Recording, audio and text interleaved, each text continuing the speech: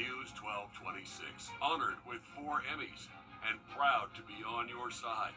Thank you for trusting us with your stories.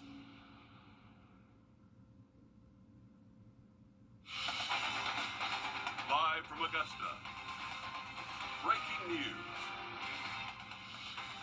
We want to thank you for watching News 1226 at 11, now streaming live on Wrdw+. We do begin with breaking news. The Aiken County Coroner's Office investigating after a child was hit and killed trying to cross the road. Officials say 10-year-old Tara Graham was hit by a Ford Expedition while trying to cross New Holland Road this afternoon. South Carolina Highway Patrol and the Coroner's Office are investigating. An autopsy has been scheduled for next week. And looking at next Monday and Tuesday, we have a first alert in effect. We are tracking potential tropical cyclone 9. And again, that's expected to make impacts as early as Monday, but looks like the main, I don't want to say main event, but most of our impacts will come Tuesday for us. That's when we'll see the more long-term impacts for our area. Strong wind gusts, heavy rainfall likely throughout the day Tuesday instead of just late Monday night. So again, we have that first alert in effect. Make sure you're staying weather aware. Latest model runs that came out at 10, not showing this making landfall actually, but nonetheless, models are still showing us getting at least some wind and rainfall from it. I mean, it's going to be close enough that we will feel impact. So here's 2 different models here. Has it just off the East Coast, just hugging it. But again, what we saw the model runs at 8 p.m. had it making landfall. So this is kind of a back and forth situation here. Definitely gonna have to keep a close eye on it. We have a lot of factors steering this storm. We have a front pushing through. We also have Umberto that could bring it back out to sea. So very fluid forecast. Make sure you're staying up to date. Sunday, Monday, that's when we're gonna have a more clear picture of the path and timeline of this storm. It's Friday night. All right, let's take a look at some of our other area scores, especially with some of our independent schools. Brentwood over Briarwood at home. Westminster over John Hancock. Again, our game of the week, Thompson over Laney, 35-0. Flipping the script now, Fox Creek, as we said, improving to 5-0. One of the last remaining undefeated teams out there.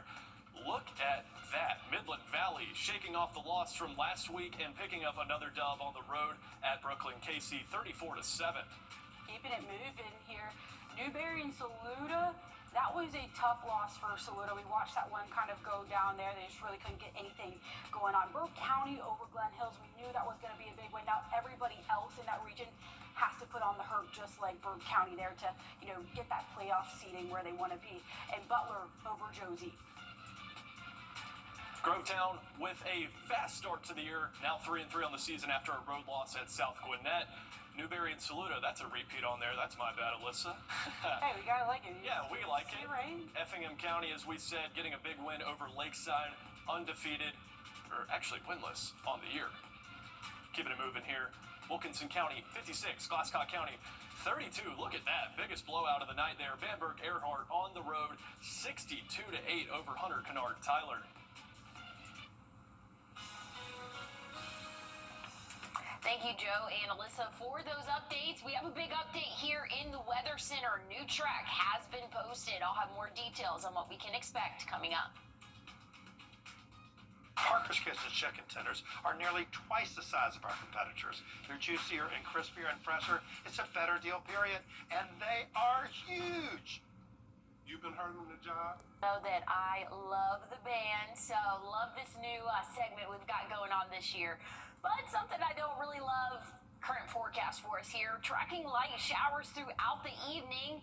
That's going to be the story for your Saturday. Have the rain gear with you. It's going to be very hit or miss as we go throughout the day. So here's what we're looking at around sunrise for us. A few hit or miss showers and thunderstorms, but once we get into the afternoon, more scattered like in pattern. I think very similar to what we saw today. So this model behind me is not quite showing as much rainfall as what we saw today, but again, I think it will be a little bit similar to what we saw this afternoon.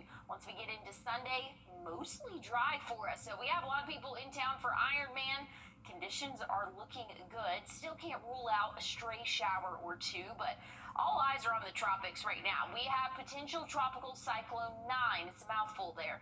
Over in the Atlantic around Turks and Caicos right now, very disorganized area of thunderstorms. It's expected to become a named storm here probably over the next 24, maybe 48 hours. This will be Tropical Storm Imelda. But latest model came out at 11 p.m., so just about 20 minutes ago now, and it has this storm becoming a tropical storm, possibly even a hurricane strength, but it has it kind of hovering around the East Coast, around the Carolina coast, but this latest model trend has it moving a little bit back out. So this storm might not even make landfall. It's going to be something we'll have to keep a very close eye on because, again, just a little bit of a tilt could bring it into the Carolinas. So, again, something we'll continue to keep a close eye on. Nonetheless, Monday, Tuesday, first alert, we're still going to be tracking rainfall and strong wind gusts. Whether this makes it inland or not, it's going to be hovering close enough where we'll still see those outer bands and the effects of it. So first alert in effect Monday, Tuesday, most likely will be extended into Wednesday, but great news there for the latest update. Again, you're going to have to stay up to date on this forecast. This is a very fluid system. Lots of things influencing this track. We have Umberto out in the Atlantic that is trying to kind of pull it a little bit along with it. We also have a front pushing through, so it's definitely going to be a little bit closer to time that we can get that exact track for this. But just be weather aware as we go throughout the start of next week. Much cooler temperatures, though. By the middle of next week, we'll be back in the 70s. And ahead of that possible development, South Carolina Governor Henry McMaster has declared a state of emergency. The order activates the South Carolina Emergency Operations Plan and SEMD to prepare statewide for a potential tropical storm or a hurricane, like Emily mentioned. Now, in the declaration, McMaster wants South Carolinians to make an emergency plan, build a disaster supply kit, plan for power outages, and stay informed for the latest information when it comes to weather. And for us here in the CSRA, we're on your side, keeping you up to date when it comes to first alert weather. Right now, break out your phone and go ahead and scan that QR code that is right there on your screen. You're going to be downloading the First Alert Weather app, and you do want to have this well in advance of Monday to keep you weather aware on any changes to the storm and forecast this weekend. And you can also customize your alert so you only get the notifications that impact you. All right, heading to break now as we do, giving you a live look at your winning lottery numbers.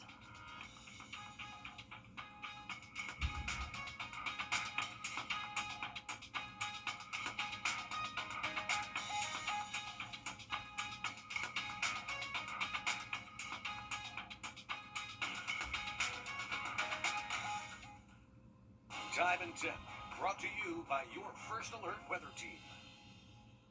It's time for the 8.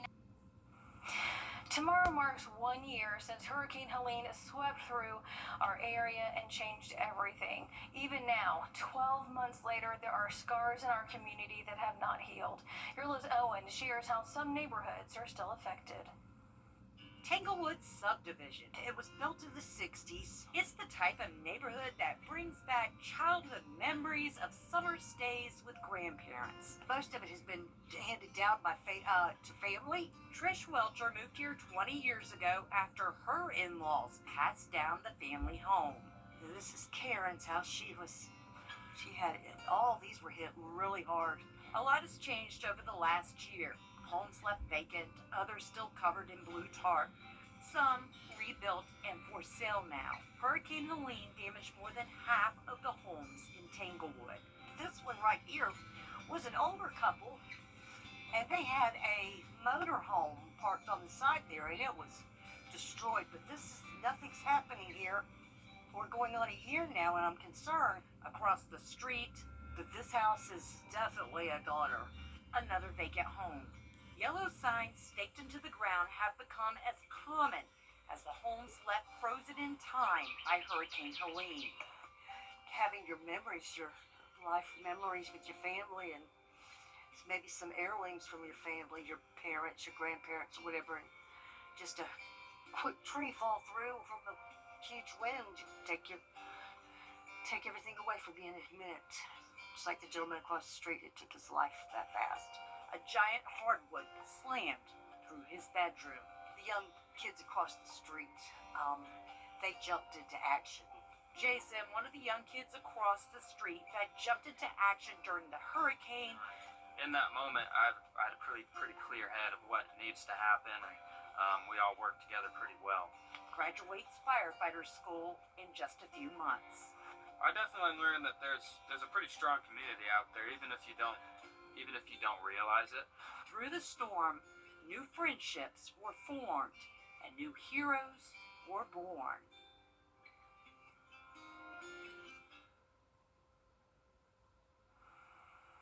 Our new special, Hurricane Helene, 1 year later, will be airing throughout this weekend. It takes a look at the incredible sacrifices of our first responders, nurses, and volunteers in the wake of the storm, as well as an update on the damage and the work that still needs to be done. It airs again throughout this weekend on Channel 12. And Saluda County is holding a dedication tomorrow to honor 2 first responders killed when a tree fell on their truck as they responded to a call during that storm. That ceremony is at 5 at the Saluda County Courthouse. We'll be right back. Hudson Automotive Group. The Harvest at the Hub fundraiser taking place tonight, where every dollar from the event helped Augusta Locally Grown's mission. Its goal? To provide nutritious and wholesome food to underserved communities, also education and resources for healthy foods. And you can see the spread right there just a few seconds ago of all the healthy foods there as to why it's so important. Local produce is so important for our health. It's so important for our economy and for our region. And so a lot of our farmers, they're getting older, and they're going to want to retire soon and enjoy the fruits of their labor. We need the next generation to come up and be able to take that place. We have a link to the nonprofit Augusta Locally Grown on our website, wrdw.com. If you want a less intense walk this weekend aside from Ironman, and all for a good cause, you can walk to end Alzheimer's. The money raised from the walk goes to the Alzheimer's Association. You do need to get to Evans Town Center Park in Evans at 9 a.m. The opening ceremony is at 10. You can register online at alz.org/walk.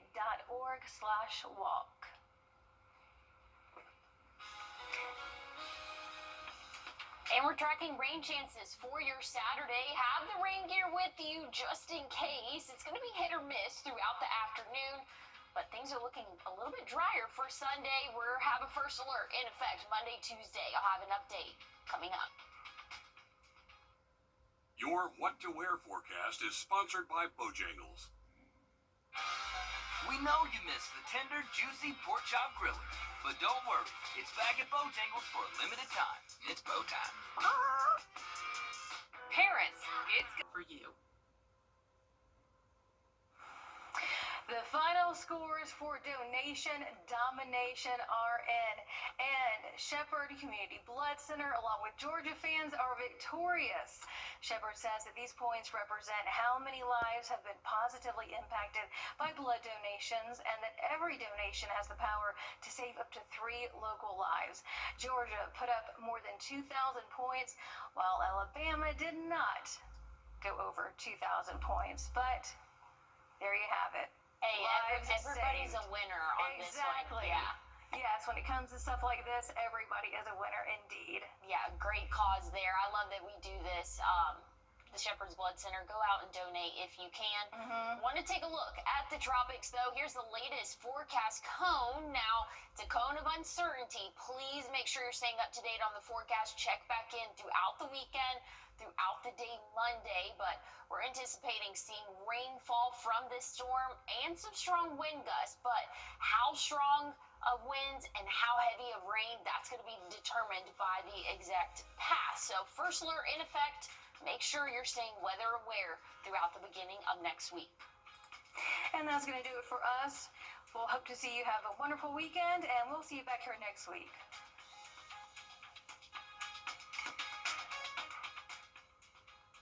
You come to the Hog